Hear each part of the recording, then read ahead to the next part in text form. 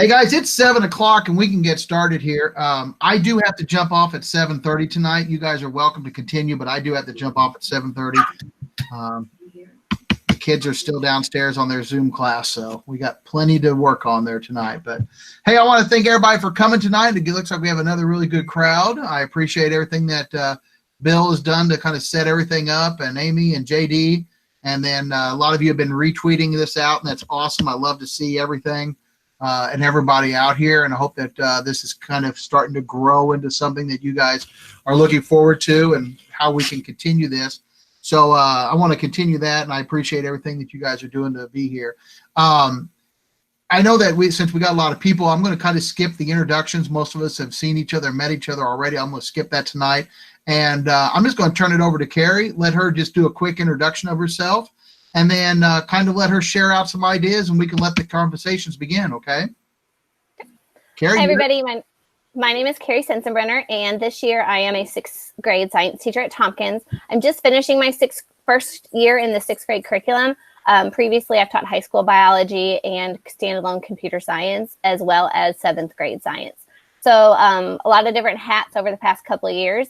And this year I chose 6th grade because computer science has really been my passion the past few years. I've been really involved with computer science professional development, working as a facilitator on the side for a couple of different companies, as well as an IDOE computer science champ. So when I approached digital tools the previous few years, it's been under the lens of computer science. And this year, as a 6th grade teacher, everything is integrated. So approaching the digital tools with a little bit different of a focus this year. And it's worked out really well for my kids. And so approaching e-learning, what I chose to do as far as my online organization that has been helpful that I'm going to share with you tonight. So what I was worried about going into all this e-learning and not knowing if we would come back, as I always prepared from the time that we left, is that we may not come back. So I was really thinking of how am I going to make this a consistent experience that's not going to interrupt the learning of my students. So from that Friday, we had the benefit of giving our kids a warning on the Friday before, which I was really grateful for. So the first thing I did is I'm going to start sharing my screen. Can I share my screen? I don't have that option. Oh, present now.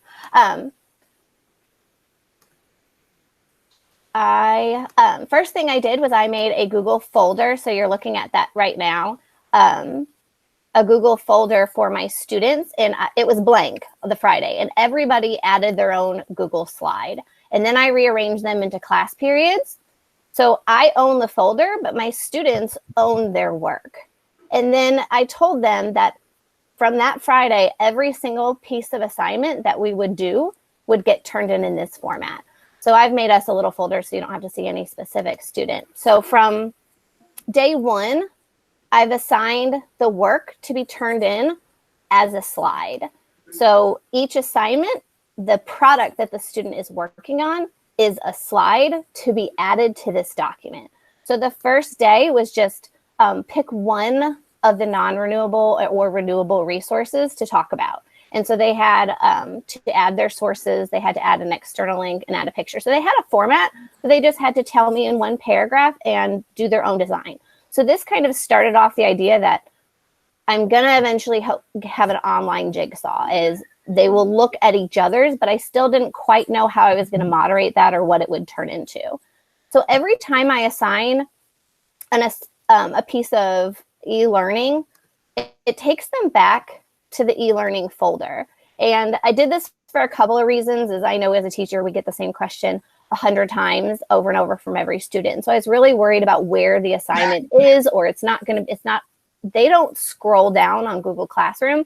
So every link takes them back to this central folder, and all of my files are dated so they can see exactly which file they're in for that e-learning, and then just go to their class period. So once they get to a class period, what I really like about them going back to their work is they see all the other students. So I don't want to go into one of my class folders to see all the students' name and have that information out there. But if they were going into the SOE lead, automatically they could see, Susie and Jane and Tommy's assignment. So I think that helps break down the feeling of isolation. And in my class, since they're going into a folder, every time they do their work, they're automatically getting a glimpse at the thumbnails of their other classmates. So they know they're at the same page, which that to me is a big piece. And I think that that has helped continue the emphasis of and the collaboration that my students have done, because going even into a Google form or a virtual field trip, that's very isolating. They're by themselves every time they're doing the Google form, and they don't even realize that they could have a classmate on that same Google form at the same time. But at least this way, as if I have a student who I notice when I'm grading is in here, you know, their bubble pops up and they're in their assignment, then I will start leaving them comments and trying to engage them in a conversation so that they know I'm there and I'm there for them. So then every day, this is a running catalog of our e-learning work. So that when this was assigned, this was a manipulative. So all of these were over here, and it was just a quick formative assessment, and they had to place them in the right areas. So again, this is 6th grade. And then the next, they continued down and they did advantages and continued to build. So once the content was there, the next step that we did was a virtual jigsaw. So then I had the chance, and I was really worried about this at first because we've only practiced feedback, constructive feedback a couple of times in class.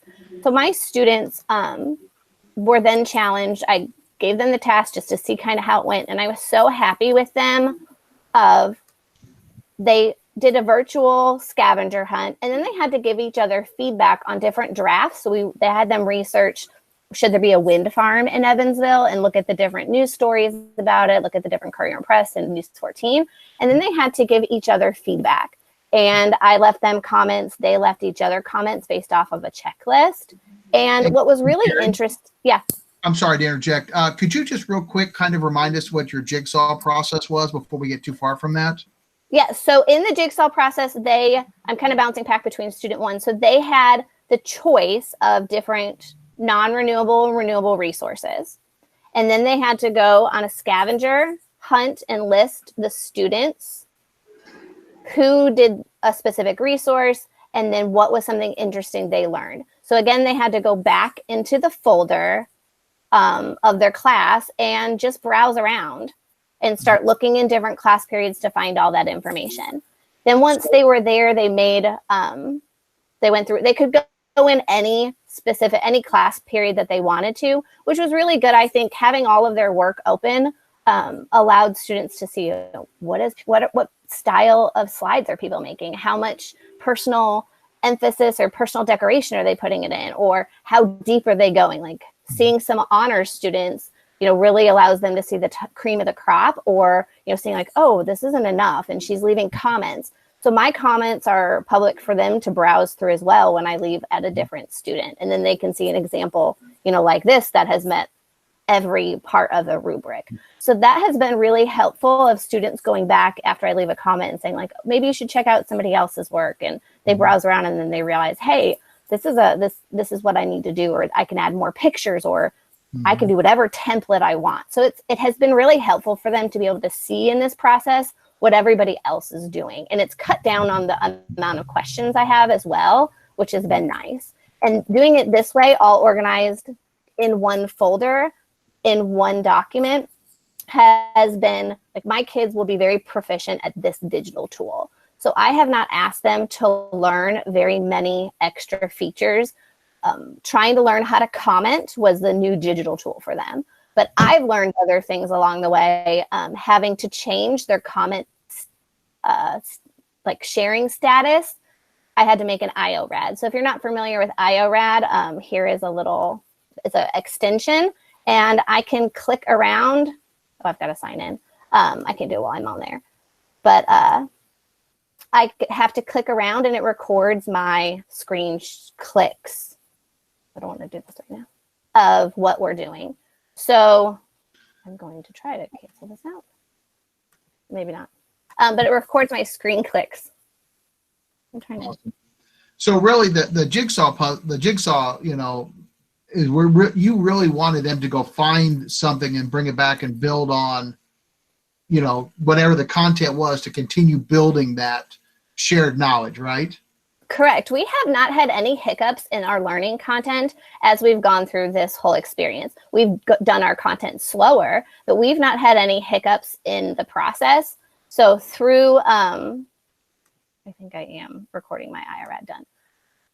Through the process, we are in the same content. We've done a jigsaw, which we would have done in the classroom, and we've researched the current event. So sorry, that keeps popping up. I shouldn't have clicked on it. We've researched the current event of looking at our examples from the wind farm. And then once we did a narrative on a wind farm, they did it in the format of claim evidence reasoning, which is a science standard that they have to go through for their scientific writing.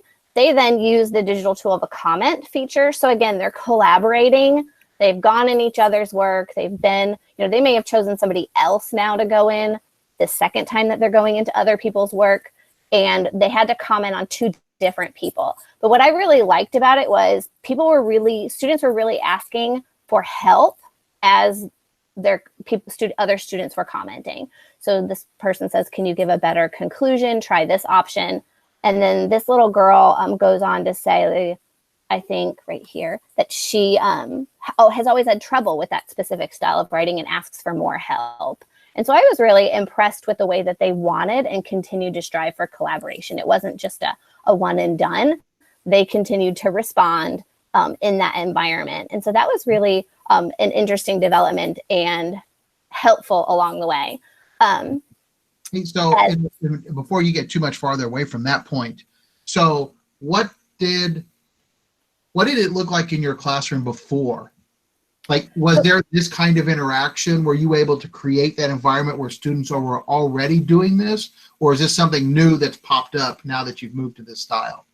We've never done it in a virtual setting. Except for very early in the year, we tried a Padlet, in which was difficult for my students. And unless you have older students, I wouldn't do Padlet, especially in a virtual realm, because from the second the students start typing, I hate Mrs. Sensenbrenner, it's live. There's no enter button. So it was on my screen. And in this realm, I would have to put it on an approval status for that admin. Like, I need to pre-approve every post. And I don't think that would do that tool a good service if I'm having to sit there, log in, and then approve it and edit. And so they know, and they've been I haven't had to delete anybody's comments or had a conversation saying, your comment's negative or inappropriate in this format. Because prior to the comment task, I gave them a checklist of pre-sentences. Like, you can say, don't use the word I. You could say, if they just needed a sentence starter, then they had that as an option. And some of my regular students did default to just the sentence starters to get their 2 comments done. And then you saw some of the other ones really gave constructive feedback and then took it and went with it. And so were the kids, had you already trained them to do that commenting? No. In real, no. So this is like a new skill that kind of developed through this new process. And it developed at the 11th hour, because I sent out the comment, as we go through and release our activities at 8 a.m., we then find out by 8:30 that your video is not working because the Google Chromebooks are blocking the YouTube source. So then you're scrambling. So when we set up these Google Slides, I had all the students set their profiles to view only, because I knew I owned the folder, but they owned the document. And I didn't want each other going in and deleting each other's work. So I made a big deal about making sure your setting was on view only. And then come to assign the comments, I didn't realize you couldn't comment while it was on view only. So we had to do a quick backpedal, and all of the students were awesome. And within the afternoon, everybody changed theirs from view only to comment only. And again, I just used Screencastify and IRAD and kind of pushed as many things out there to show them how to do that, because prior to leaving the building, they had never even changed their status from view only to edit. They'd never played with that. As 6th graders, that wasn't a function that they were familiar with. That is really awesome, though, that the kids kind of developed that. I mean, what do you think made that? I mean, where did that come from? I mean, that to me, that's really cool that they were able to kind of take that on and be commenters to each other. I think they, I made a promise at the beginning that this was going to be the one source and that I stuck with it. So I think when the students trust that you're going to do as much as you can to make it easy for them, and then you're going to be there for them. Yes, my students have their own Chromebook or one-to-one. That you're going to help the process be easy and try to be the same. That I was upfront from the very beginning saying like, oh, this is where we're going and we are sticking to content. And they knew that, and I've met that expectation. So I think once you start changing your own direction, and second, you lose the trust in them, but my students continue to trust in the process and what we're doing, and that it's not hard for them. I'm not penalizing them. I'm completely saying, okay, you don't get it. If that doesn't work for you now, let's get on WebEx and let's try it and do it together. And so have you seen the content start to change a little bit, like into a different direction? Like you see the comments or the things they're bringing in, like start to bringing in some new ideas that you were like wind farm, but they started bringing in, something else. Have you been able to kind of harness that a little bit and be able to grow that content organically? Yeah, I think my original direction was not to go into, from the wind farm, we were going to go into the solar farm, just bounce to another Evansville issue and research that as well and see like these are things in our backyard. But they had really good ideas about the wind farm that I decided to stop right there and change it to a design. Like, okay, let's look at different designs of wind turbines then. And so now for the next assignment, they had to research different designs of a wind turbine using a graphic organizer, which I'll share it again, with a graphic organizer of, so here's our graphic organizer of types of wind turbines, bird collisions. I was hoping to find a correlation of bird collisions to type of wind turbine, but it wasn't out there. And then different causes. And then from there, the next assignment was how would you change an initial one of these 6 designs to make it better for birds? So then the next week, I have another assignment due tomorrow, is to comment, again, using that feature that they just learned on somebody's design, like saying, I really like, what if? And so they'll use the feature of saying like, what if your wind turbine also, blinked or created an owl sound, something. They have to give them just an extra idea. And then the next time they'll do draft 2 on a design. And then their last week, if you have supplies, and I'll give them a list of supplies, potentially make a model or continue to dive deeper. So that's kind of where we've changed directions rather than staying on a research base. Like they've added a design model into their slides based on what you said of what they've brought into their claim evidence reasoning narratives. Hey, and we got a question here. Do all of your kids have internet access? No, not all of mine do. I've had some students. So my example, when I did this, I actually sent a picture of my drawing on a piece of paper, and I've gotten some, did I stop presenting? I've gotten some pieces of paper pictures back. For EBSC, we've also done the WNIN lessons, and I've recorded the 6th grade content myself for those. So I know what they're doing there and that they can turn that in as well. And so since that's me, that's more familiar with them too, that they'll just text me. Right. Or they'll email the information. So did you build that into, like when you were developing all these, this kind of, idea of, the shared folder and the commenting, did you take into consideration what to do with kids that don't have access and how they can still participate? Initially, no, because we really don't have very many. I just have a handful. So that wasn't a huge emphasis in our building of what they could do. Now, a lot of what I have assigned, since it's a Google slide, that they could be writing. So writing a claim evidence reasoning, that you just do it on a sheet of paper.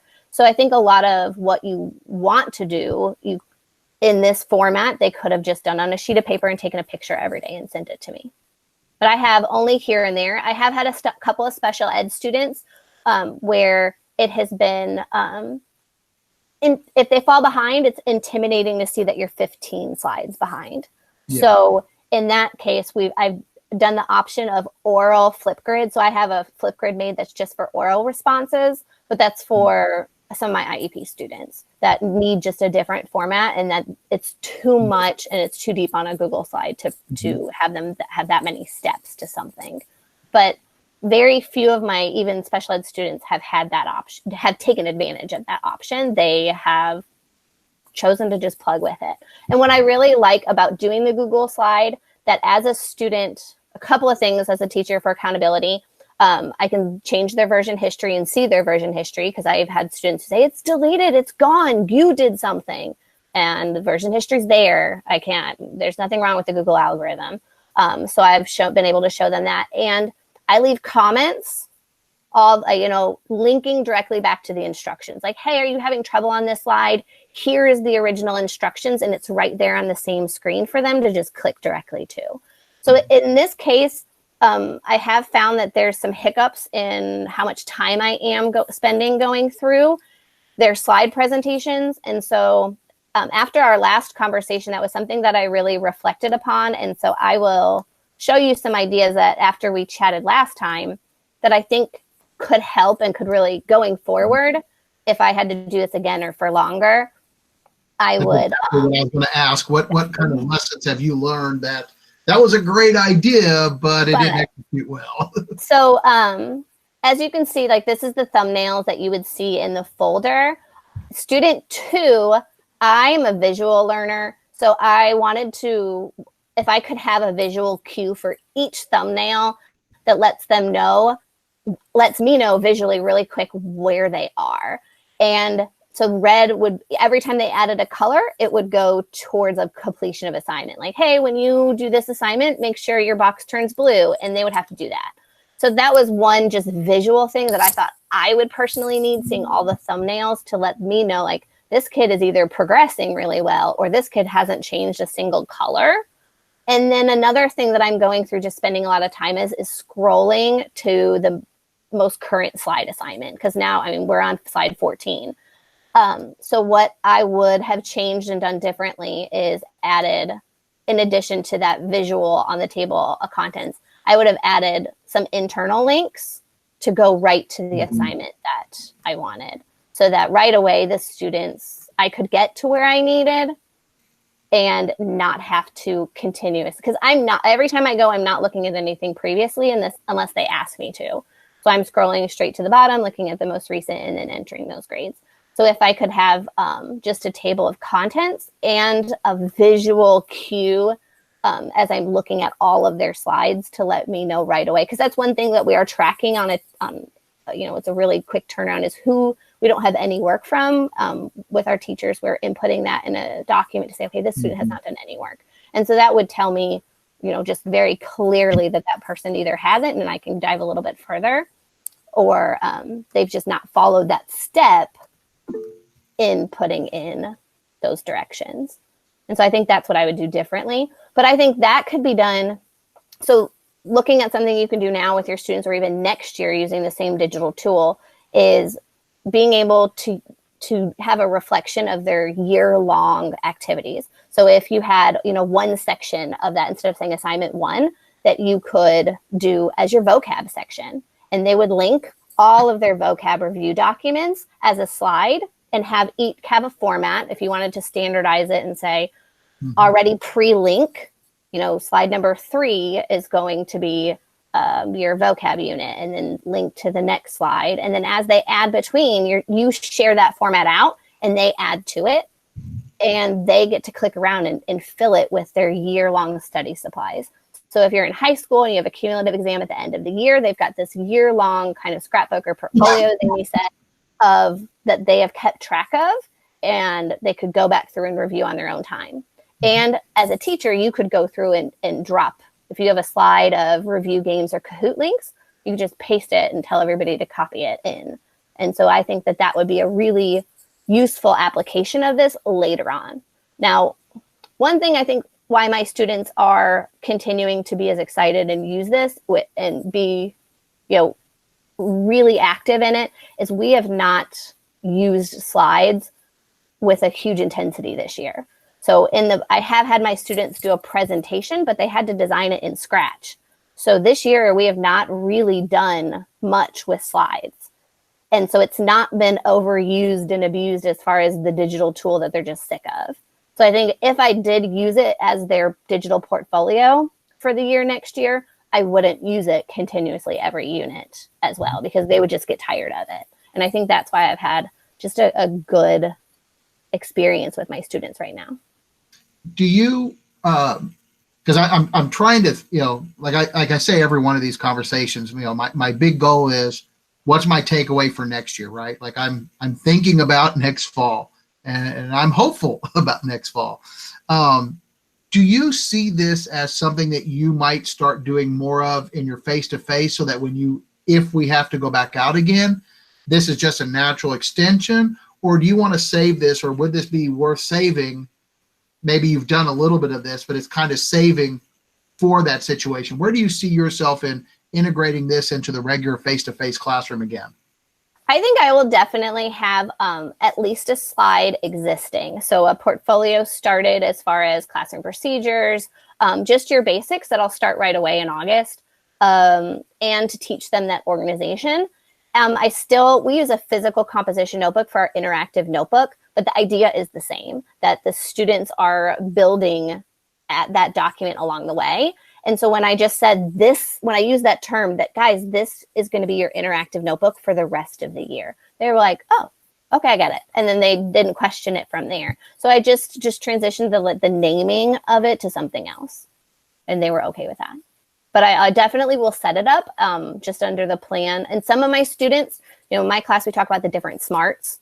And so some of my students are going to thrive in that organization. Some of them might be paper pencil, and they'll do it because they have to, but some are going to really get into it and put their personal touches on it, and that'll be great. But it might be something that as a sixth grader they're learning, and then by the time they get to AP, it's their second nature of just cataloging it, and then by the time the AP test comes, they're like, boom, there's my vocab, there's my narratives, there's my review games, and it's all there. So it might just be just an ongoing skill for them to develop. And I like what Tim added on here about this being a piece to build that community a little bit. Tim, can you kind of just expand on that idea briefly? Yeah, I mean, I keep getting struck by what Kerry's saying about how the kids see each other in that space, and they see each other's work. And it takes me back. I used to teach English, and we would blog together, and I would, post up a discussion question, and the kids that everybody had to respond to, and the kids obviously could see each other's responses, and that I think helped them get over the hump sometimes, but it also inspired each other and that sense of community. And I didn't have kids who all had internet at home either, but and it's not a perfect system, so I totally understand that. But I think that if you build a space where the kids are seeing each other, even in that digital space, I mean, I'm not just talking about WebExes, whole group WebExes or anything like that, but a space where when kids go there, they see evidence of one another, and it becomes easier for them to solve their own problems, and it becomes easier for them to see the system as being tilted in their favor instead of against them, if that makes sense. Yeah. Well, and I think too, it also builds on what we've talked about in here before, is just that, those kids need to connect with each other. And I know, Kerry, you just had you talked before about how you just had the one day where the kids came in and you just had it was no content. It was just kind of connecting and being together and doing that. And I think that I wonder if this kind of assignment or this kind of interaction with each other kind of continues that interaction with each other, and kind of continues that, I need to be with other kids my age, kind of like what we're all doing in here now, being with our peers, that this kind of develops into something for them. I also wonder if it doesn't, I wonder if their relationships and their sense of responsibility to one another reinforces that too, and makes it a little easier, on the class culture, because the kids are, they mess with each other and whatnot, and you have to have procedures to kind of deal with that. But the idea that, if they're showing up to do the work and other kids are showing up, and another kid comes in kind of tentatively and sees that people are showing up to do the work, then all of a sudden maybe their commitment to avoid the packet is a little stronger, because they see that this work is doable, if that makes sense. That they have support. That there's more than one person to reach out. Like there's only one teacher to hit, but I got all my classmates. I can hit all these other people. Even if I'm just looking for a visual, how did someone else do it? Or hey, I can message them and start that process. Well, that's pretty awesome. I really like that. I think that, like, I'm just impressed that one idea generated just a whole new skill set for them, that they were able to take that on and run with it. That's really impressive, I think. Yeah, they're doing great. I couldn't, like I said, the biggest hiccup for me is as a personal organization of the time it takes to go into each one, but how much interaction and how well they're doing. I couldn't be prouder of my students because they're doing everything that I could ask them in this situation, and their learning hasn't been interrupted, and it's been an enjoyable experience for them to the end. Awesome. Hey, it is 7:31 technically. I know everybody's time is valuable, and so you are welcome to stay and continue that conversation. If you do need to leave, don't feel obligated to stay. We do want to value everybody's time. I believe that there will be a form coming out for your PD points for those people that signed up. And JD, we have a recording of this we'll post later, right? Awesome. So we've got a lot of skills. And our meeting on Thursday, for those of you that want to join us, we're going to be talking with Tammy Timbarge, and she's going to be talking to us about positivity, how do we keep positive, and how we can kind of help our students maintain that positivity as well. So I hope to see a lot of you again on Thursday. All right. I am going to dip out. I'm sorry I can't stay and join because this was really interesting, but I got some commitments downstairs I need to go to. So thanks a lot, everybody. Thanks for your help, guys. Thanks, John. Set everything up. Thanks, Kerry. I appreciate it. See you guys. Now, I haven't seen the chat yet. If anybody has questions, just holler. I've got a lot to catch up on. Can you mute yourself? Sorry. If you would be willing, I don't know how you feel about sharing, like maybe force a copy of some of the things you've created. Someone mentioned those sentence starters. I don't know if those were just something in your head or if you have a document. I just did a Google slide of a checklist. Okay. So I can find that. Yeah. If you do that, we can pop it on the website with the links and stuff from tonight. So yeah, and just you can pop them in the chat now if you get them done, or we can we'll have them on the website. So. Okay, let me grab them. I'm writing it down, but then let me grab it through. I'm happy to share any of my assignments, and I can. I'll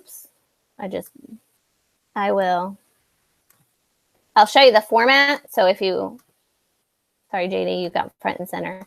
So my assignments, a couple of things. And when I first practiced, so we had a practice day that Friday when the students came in. I told them, you are going to pretend that this is an e-learning day. Do you know where your assignment would be? And I did it for about 10 minutes. And I think somebody else had talked about doing that once on one of their chats too. And just wanted to see that they knew where to go. But part of what I've done every day since August is every one of my class periods starts with this screen. And this is something that I took from my mentor when I first started teaching, is she told me that students always have the same question: what are we doing today? What's my homework and what do I need? And if I could answer those questions without talking every day, then that would put my anxiety at ease, and it would really help the kids. So she used this document, and I do it exactly the same every single day of class. This is what's on the board. So what our agenda has just changed to a virtual agenda, and I've color coded it. That a black slide is something that doesn't have an output, and a red slide is something that they're accountable to an output. So I'm going to grade their output of the red marked slide, so they can see right here, okay, whatever's on slide 4 and 5, I have to do. slides 2 and 3, I just have to look at. And so they know right away in advance. And then over here, what materials and stuff. And I'm not sending them anywhere crazy, but I just kept the same format so they don't need extra materials. And then every slide gives them the link back to their folder. So those 2 slides have been standard that they can see. And then the task, copy, and then my resources. So if they can't find something, it usually happens at the end. Like that, my end of the slide, you can see it's in a different format because that was that 8:30 things are going wrong. And the kids realize that not every student in their class did a specific resource. So that is why you see those formats in that way. So I just wanted to give a clue into what that was.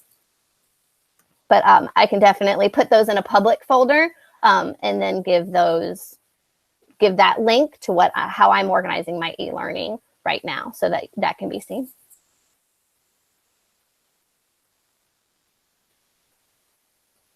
Any other questions?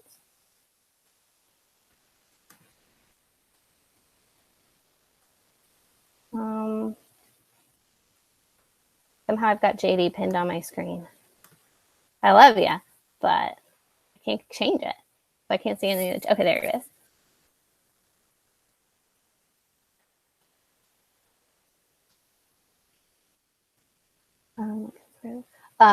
Somebody early on asked about the Jigsaw, and that's just where different people learn different pieces of the lesson, and then they have to teach each other. So we've kind of merged a Jigsaw and a gallery walk into these virtual lessons by going around and learning and looking at this.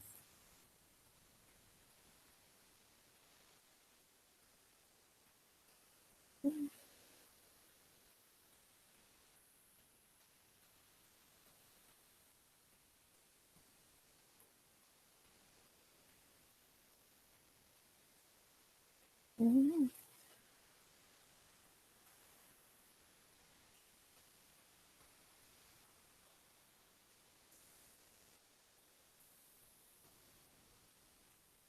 Pam, now my principal sends out every day at 8 a.m. She sends out the daily announcements, and then she sends out a Google Doc. And the Google Doc is, we're out doing block scheduling right now. So in the Google Doc, all of the teachers have had to link their assignments there. But and then that gets sent to parents and student emails. I link mine to my Google Classroom as well as an extra step, and then also put it in my students' shared folder. So if they don't ever open that email, or if their parents are working, then they know just to go to Google Classroom. And so I usually do that. She emails hers at 8 a.m. and I put mine up the night before so that some persons will put it in. It says, so do you normally put it in Google? Are you asking Google Classroom, Pam? During the school year, are you asking if okay. I am not a huge Google Classroom user during the school year. I go through waves of it, but this has made me much more consistent. But I don't do it as an assignment. That's something I probably should take the time to get more organized with the digital tool of Google Classroom. But I use it as just a running feed. So I post my resources there. I don't make it as an assignment. Part of my organization, I don't want 10,000 emails coming in. So I wanted one document so that the students didn't have to share it with me over and over again. And so that going through the process of Google Classroom and making it an assignment, I didn't want all of those notifications coming through. So by putting it in the feed and then doing it back in their slide document, I've cut down on lots of emails that I would have to sort through and make sure that they weren't overlooked.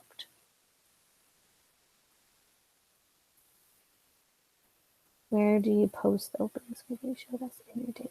So in my daily classroom, that opening screen is on my Promethean board.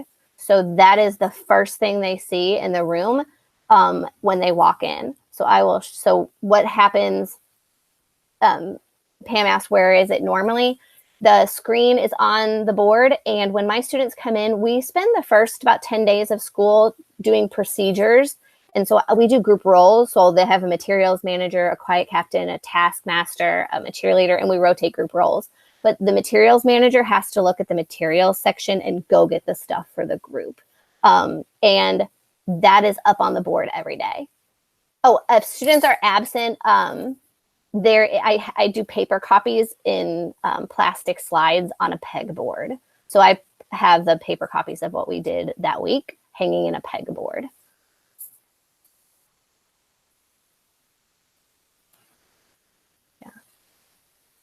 Jamboard I like a lot. I hadn't learned Jamboard until I have 2 children doing virtual learning as well here at home, and their teachers are using Jamboard, and I hadn't seen that before now, and I like it.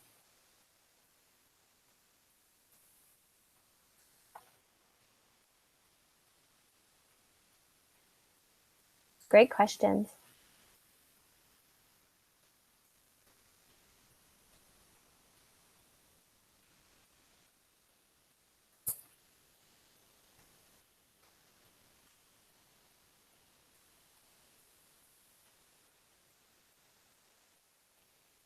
Now, one thing that I will share, whenever I was absent as a teacher and had a sub, I would do a recording, like before I knew about Screencastify and Loom and all that stuff, I would just do a Zoom meeting of myself and do the instruction over Zoom and post that to Google Classroom. So the students have never really had their learning interrupted, even if I had a sub. And I think that also helped prepare them to learn without me.